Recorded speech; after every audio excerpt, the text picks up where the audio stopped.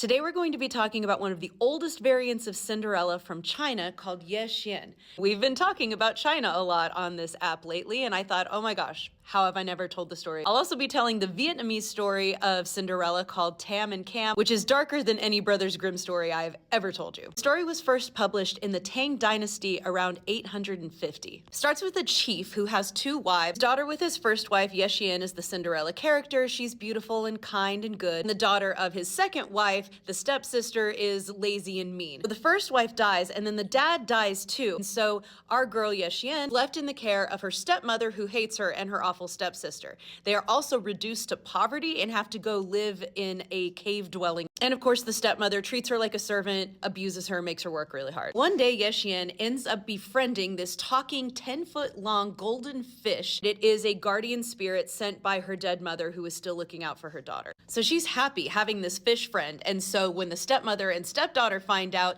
they don't want her to be happy. So they catch the fish, they kill it, butcher it, and eat it. Yesen is devastated until this old man, who is probably also an ancestor spirit, shows up and tells her, don't worry, just take the fish bones and bury them in dirt pots and put them at each of the four corners of your bed. He says whatever you need will be granted if you talk to the bones. If you're familiar with the Grimm brothers Cinderella, this is very similar to her burying her mother's bones under a hazel tree that then has spirit birds that give her whatever she wants. So the New Year festival comes around, and it's time for young girls to meet potential husbands, but the stepmother doesn't want Yesen to go. Our girl wishes to the bones that she could go too, and then just finds herself cloaked in this beautiful green dress with these tiny golden slippers and kingfisher feathers. She goes to the festival by foot. Everyone's amazed. She's beautiful and no one recognizes her, but then she thinks her stepmother and stepsister might be recognizing her, and they kind of are a little suspicious. So she runs away, accidentally leaving behind the golden slipper.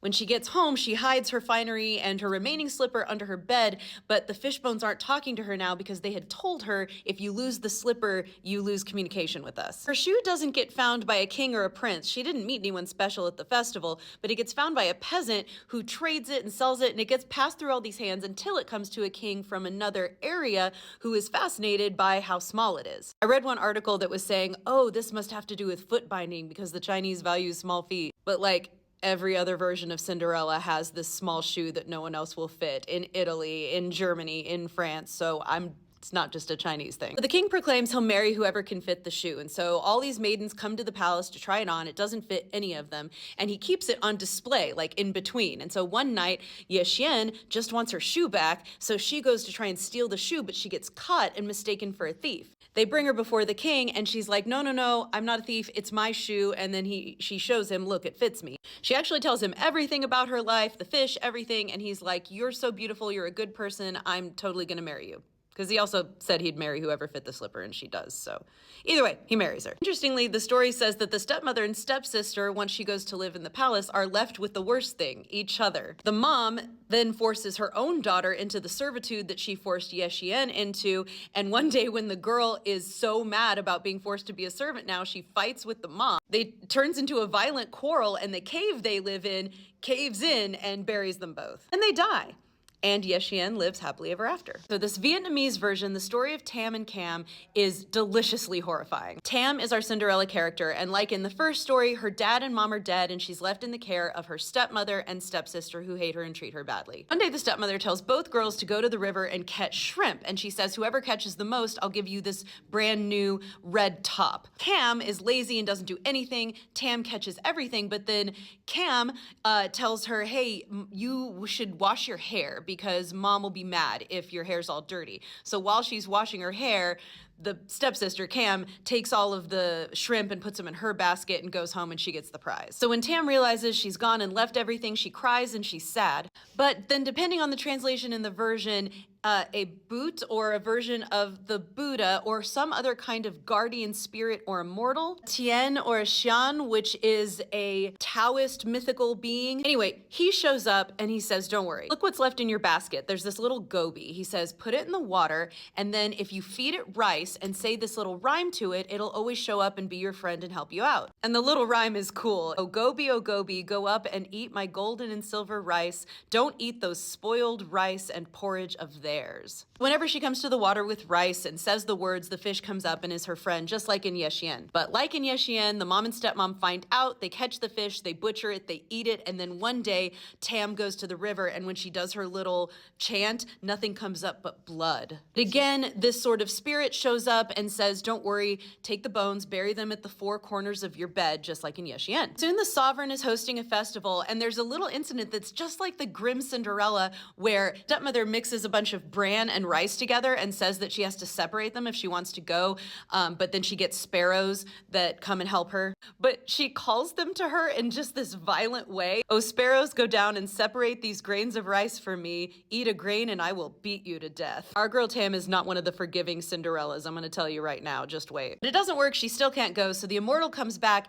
and he says, now look at where you buried the fish bones around your bed. And she buried them in jars of dirt, just like Yesen. But where Yesen ends up just suddenly being in beautiful clothes, this girl pulls everything out of the jars. First two jars have the beautiful clothes. The third jar has a tiny horse that then transforms into a big horse for her. And the third one has a saddle for the horse. She goes to the ball, loses the slipper on the way back, but it falls off into a river, and the sovereign finds it when he is riding his elephant across a bridge, and the elephant starts like digging down, and he's like, oh, the elephant says there's something under there, guys, go look. And then they pull out the shoe. The same thing happens. She's the one who fits the shoe. He marries her, and I'm rushing that part because the best part is after. So she marries him, lives with him in his palace, but then on her father's death day, she goes to celebrate that and honor him with her stepmother and stepsister like she's supposed to. But they decide to kill her. They tell her to climb up a tree to get some fruit. They chop the tree down, she falls, and she dies. So the stepsister, Cam, puts on her clothes, goes to the king, doesn't pretend to be her, says, hey, she died, I'm her replacement, I'm your wife now. And he apparently has no choice and says, all right, but he just ignores her and doesn't have anything to do with her. But Tam reincarnates into an oriole and then flies up to the king. The king just has this feeling that it's his dead wife, so he's like, if you're Tam, climb into my sleeve. And so the bird does, and he's like, oh, it's my reincarnated wife. And so he pays more attention to the bird than the stepsister, and the stepsister gets mad. So the stepsister kills the bird and eats it. Tells her husband the bird flew away. She buries the feathers of the bird, and these two peach trees grow up where the bird feathers were buried, and the king somehow knows the peach trees are his girl, and he's like, I love these peach trees. He even has his bed brought out to the garden so he can sleep with the peach trees. And of course our girl's mad again.